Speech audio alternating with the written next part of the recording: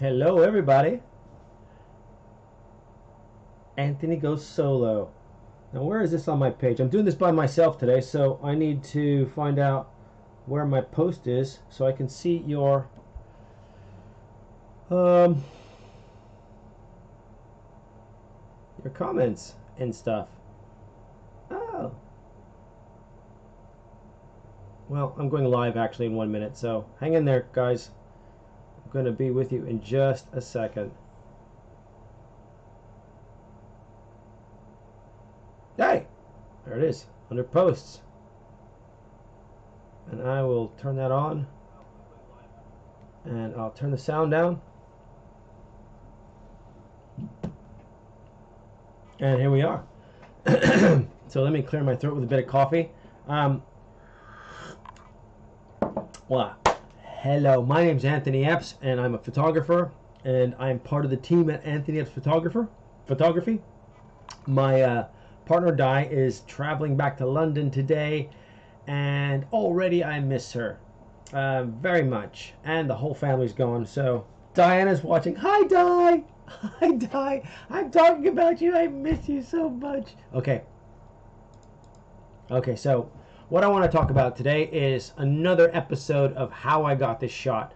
But what I'm going to do differently today is I am going to talk about a couple shots that I think are the creative process was it shows shows a little bit of my creative thinking and how I go about looking at the world and imagining things while I'm shooting, because I'm a great believer in imagination being a really, really important part of the creative process, and and how that applies to your photography. The hi from Gatwick Airport, Di. I'm doing it solo, baby. Okay, so I've got 4 shots here, and I want to just let's go through one at a time. On this first shot here,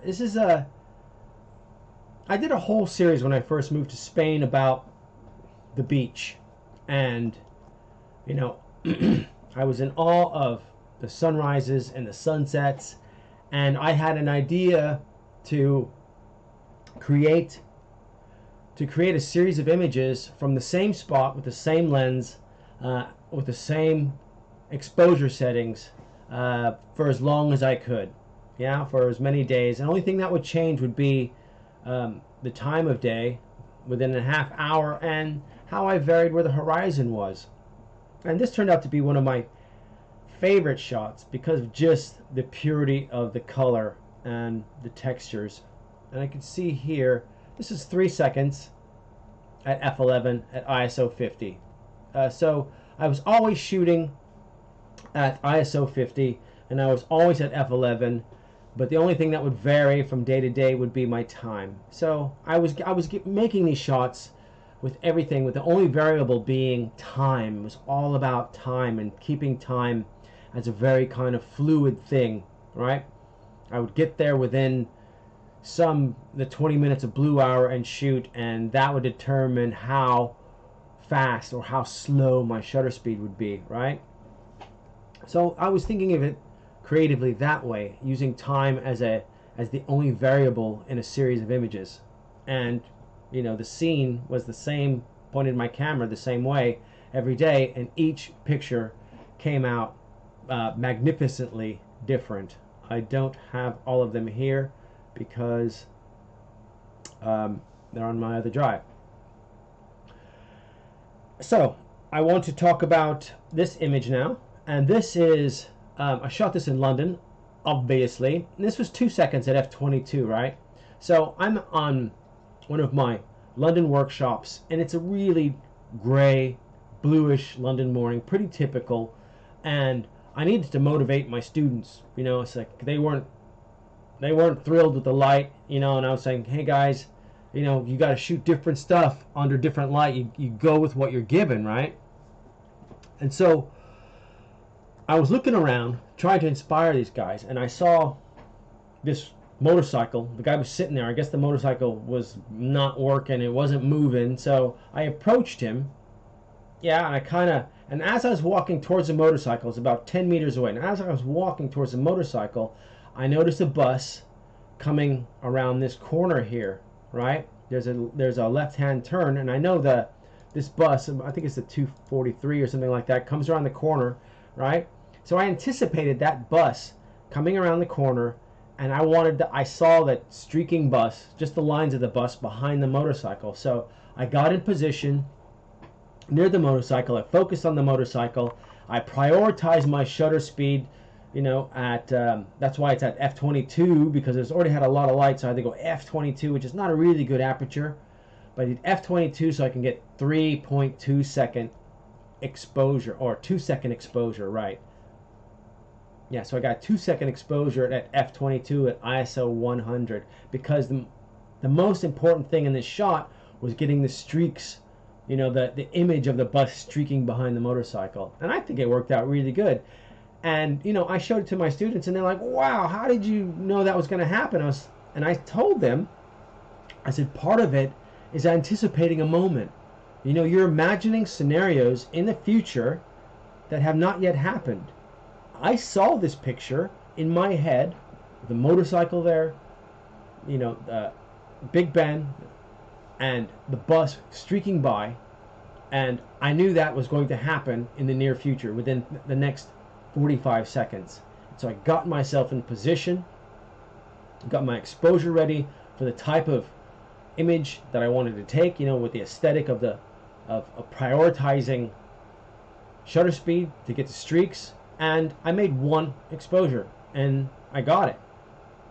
And I explained to them it was all about anticipating moments, manifesting idea that's going to happen in the very near future, 1 minute down the road. Anticipating people moving, cars coming, clouds merging or diverging and the light coming through. All that is part of the beauty of being a photographer. We are out there enjoying the world, and part of the practice is not so much a technical skill. I achieved this shot because I had the technical skill. I didn't even have to think about it.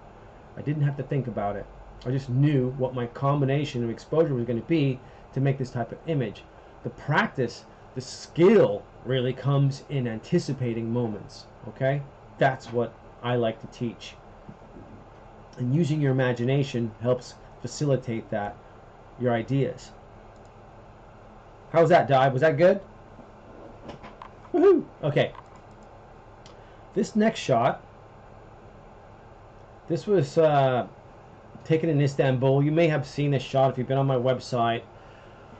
I put this on the web quite a bit because I really like it, because it was, it's one of those shots where I really am emotionally attached to, because it was in Istanbul. I had been out for a few hours, shooting in the dark, and then blue hour, then the sun came up, and I was up at Galata Tower. And the Galata Tower, gorgeous, pain in the ass to shoot, when you're near it, because it's a tower. What are you going to do? Point your camera up and get a boring shot? No. Hi, Jacqueline. Thank you for joining. So, I'm walking around the tower, and it's the first light of the day, right? It's maybe first 10-15 minutes of daylight, and the light is very long. The shadows are very long. And I walk around behind the tower, and I had walked by previously, a minute before, I had walked by these people whose shadows you see here, right? And I said, I saw the sunlight hitting them really hard, and they're really brilliant, and all the colors and their clothes, and I said their shadows must be somewhere. They've got to have shadows somewhere. So I went down the steps, I went around to the back of the building, and they, kind of took some steps down, and so they were above me, right? And I saw this image, and I was like, oh, and I got in position, I framed it up, and I discovered the light by knowing that my subjects had strong light on them, but my subject was going to be their shadows, right? The shadows were almost completely vertical because of, hello, Jacqueline. Their shadows were almost completely vertical because of the light was really low, right? It's almost like level with them. The sun's coming up and they're here, and their shadows are just projected on the wall. And it was amazing, kind of early long light situation. And I found it. I knew it was somewhere. So I went to the other side of the tower. I'm repeating myself. I went to the other side of the tower, a little lower, and I saw this scene. And from there, I said, I need a gesture. I need them, not just their shadows, but I need a narrative to fulfill, to make this image more complete, right? And so I shot about 50 frames. Not motor drive, but I was studying the shadows, and they started, they were talking for a while, and then they were saying their goodbyes. And when they started saying their goodbyes, I figured they were probably going to wave or something, and it was a gesture. I needed a physical gesture, since I don't have any kind of expression in the face, or kind of, I needed something physical. Even though it's just a shadow, I needed them to do something physical, like wave, so I could fill out that narrative, right, of this beautiful light and these lovely shadows in this neighborhood. And they waved, and I think I got a pretty good little story there. It's not a deep story. It is people saying goodbye, right? There are two men, and there's an old woman. I think that's very apparent by just glancing at this, right? And I also got the lights up here. Those shadows of the lights worked out really nice too. All right, so that's me looking at the light, imagining the effects of the light somewhere where I can't see. In this case, where are those long shadows going to fall? And it took me moving myself, changing position, to discover this shot. I knew it was somewhere. Okay? Cool. Oh. Let me just go back to my page real quick, because I touched it and I messed it up. Alright, so let's go to the next shot. This is my, one sec guys. Photo posts. Page. Yeah, so this is important for me to get so I can see posts. There we go. Alright, so this is a shot from Hong Kong. Were you guys with me? Yeah, this is a shot from Hong Kong, and this is my first night in Hong Kong, and it was sweltering. It was like 35 degrees. It was like 98% humidity. I had never really felt that so intensely before. In Hawaii, I felt something like that, but wow, this was a new environmental experience for me, and I was like, wow, this is tropical. Right? I had never really experienced tropical so intensely. And so hi Phil. Thank you, Phil. Thank you very much. So anyway, I am immersed, right? I feel like I'm swimming through this atmosphere in Tokyo, and I was and also kind of like just, my first night in not Tokyo, sorry, Hong Kong. My first night in Hong Kong, and the lights. Hong Kong at night is just the best time for a photographer. And I thought, what can I do that tells that? What visual clues can I give my viewer of this image to let them know that I'm in Hong Kong, in the tropics, in that heat, something that they could feel the heat, but also the high-techness of it. And, I was going through this dark park, walking towards these buildings, and I saw these trees. Didn't look anything like this. I really had to pump up the shadows here, and the clarity, and the contrast, and the color. I worked a lot on this image, but, excuse me, but this image, for me, sums up what it's like walking around Hong Kong at night. It's just, I don't know, even the palm trees are they're flagging, it's like, oh God, this is hot, and I was hoping, they're almost like melting, the palm trees, and I was hoping that kind of conveyed the heat that I was experiencing, and also that kind of like that cartoonish Hypertron reality of just walking the streets of Hong Kong at night. It is surreal. If you're a photographer, I highly recommend it. But get some sleep before you go out, because there's some serious jet lag from Europe. Okay? And that is my explanation. I was trying to make it look tropical and hot, but also high tech, right? I had another explanation for this image. It was looking like almost like a circuit board. The buildings back here is really, really quite stunning. The lights back here, and you can see I put my focus not on the buildings but on the palm tree. Yeah, and I even got some natural framing here on the top, like I talked about yesterday. Pretty good depth of field. What's my exposure here?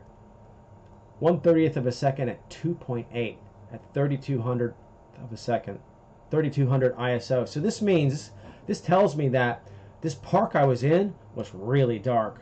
Watch, I'll show you. Let's see if I can reset. Is this the CR2? No, this is a JPEG, so it won't work. But that exposure tells me that, man, it looks like there's a lot of light here, but there was hardly any light in that park at all. And I exposed for the palm tree, right? So it could get detail in the shadows there, because, you know, it was almost backlit from the buildings. All the light was really coming from the buildings. So I had to make an exposure for the palm tree and make sure I didn't like lose my highlights in the buildings, and it worked out to be a really good exposure. Really happy with that. I wonder if I could find the original. Guys, got any questions? Those are my 4 images. I feel like I'm talking way too fast without Dai, and I've got some time here. So if you have any questions about these images or photography in general, I would love to hear them. Let me go see if I could find this original image. No, I don't have any of my Hong Kong stuff here. Too much image. Oh, here's some more Hong Kong stuff. Okay, these are JPEG stuff. Yeah. Okay. Let me talk about this image, because this is one of my favorites from Hong Kong too. And this was like, I think I'm hoping when people look at this, you know, they don't fixate on the buildings so much. They see the workers' vests, right, coming in on these strong lines on the left, kind of leading towards, you know, this line coming in towards the middle there, and bringing your eye towards this bottom third intersecting point, right? I wish I could draw on the screen. And so this line brings you down past the vests, so you see the vests. This is the idea. You see the vests, and they bring you to the buildings, and is an extreme juxtaposition, right, of working class and the elite class, right? We've got construction containers here, and the guys who, you know, the vests themselves look exhausted, right? And a little kind of light in here with a dingy little curtain, you know, and then the shining metropolis of, you know, all the wealth of Hong Kong in the background. And, you know, when I was walking by this, I instantly saw that juxtaposition and put it together, you know, and I said, I think people are going to be able to, you know, if I compose this right, if I compose this right, people are going to be able to know what I'm trying to say. I've given them some fairly obvious visual clues, right? The vests, the containers in the front, in the foreground, and the buildings in the background, and also that the sky is very ominous, right? It's very dark. There's not a lot of color, but there's a little bit of texture, right? So it's kind of like a very forbidding type of sky. I would actually expect to see more color in the sky, because, you know, under a city with low clouds, they kind of glow, but it almost looks like the buildings are kind of like emerging from a smoke or something. So I've given my viewer lots of visual clues so they can relate to the story I'm trying to tell, the narrative I'm trying to speak of in a single image. Okay. Yeah, let's do another one. Let's do one more. I'll do one more. I just got to look for something here. Actually, no. Well, how about my collections gallery? Oh, look at all these pretty shots. Okay, I'll just talk about this image here. this is not an image I would normally take, right? It is so busy. It is so full of complexity. You know, it's just a jumble of texture. But I was walking through the hills of Tuscany, and I came upon this scene, and you know, I was looking for something. I was trying to reduce nature into something simplistic, because I'm out there, and when you're out in the trees, it's just, my God, there's like lines and textures everywhere, and it's just very overwhelming. But I had this ray of light coming in and lighting up some early morning ground fog, and I thought, that looks kind of nice. Nice light, bit of you know, ground fog in the middle of the shot, and I took a picture. I didn't think anything of it again, and went home and looked at my other 3,000 pictures from my month, or my 6 weeks in Tuscany, which was amazing. And you know, as I go through the edits, and you do edits again, and I do 5 or 6 edits, and I get like 50 to 100, maybe, I don't know how many pictures I got. I got maybe, out of 2,500 images I shot in Tuscany, I got about 80 that I would publish and think were really nice shots, and this was not one of them. But I went through again, because I always go back through my images, and I went through and I saw this, and I played with the contrast a little bit, and all of a sudden it started to grow on me, and I really like it. And now it's the cover. Just last week it became the wallpaper on my phone, and I think it's the coolest picture I've ever put on my phone. I suppose my point here is to say, you know, spend some time with your images. You know, you look at through, you pick all your ones that you're emotionally attached to, and you forget the rest, right? But you evolve, you grow as a human being, your tastes change. Go back after a year, look at your images again. You know, all of them. Look at all of them again, and you might find something that strikes you as, like, you might say to yourself, God, why didn't I like that a year ago? I do this all the time. You know, I always go back through my archives. I'm more successful in the larger ones, you know, when I have 1,000 images or something like that, and I go back, and or even 100, or even 200 images. I'll say 400 images, right? And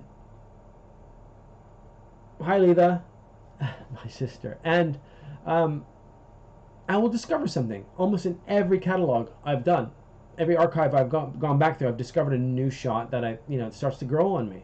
And I've been talking about that a lot recently in the last 12 months, because it's something I hadn't really paid attention to. But I think everybody can do it, right?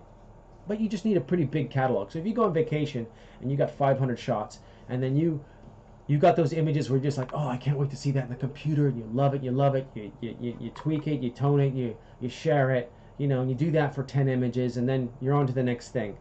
Don't forget that archive. Don't forget to go back after a while with fresh eyes, you know, a little bit more impartial, and discover new images.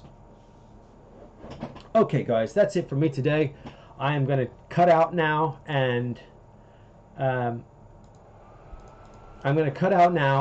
I will see you tomorrow. Is the last Facebook Live in this series. I'm really enjoying it, so I think I'm going to keep doing it, but I'll have Di back here in studio sometime. And oh, look at got a new dread. It's my newest dread. It's sticking out though. I got to do something with that. And I'm going to give myself a heart and a like, because I can. I'll do a couple more. Sorry. Yes, so I'll be back tomorrow, same time, 3 p.m. GMT +2. See you tomorrow. And thank you for, are there any last questions? Are there any last questions? That's what Di would say. Are there any last questions before we go? Thanks, Phil. Thanks, Jacqueline, for watching. If I missed anybody, thank you for watching. I'll see you tomorrow.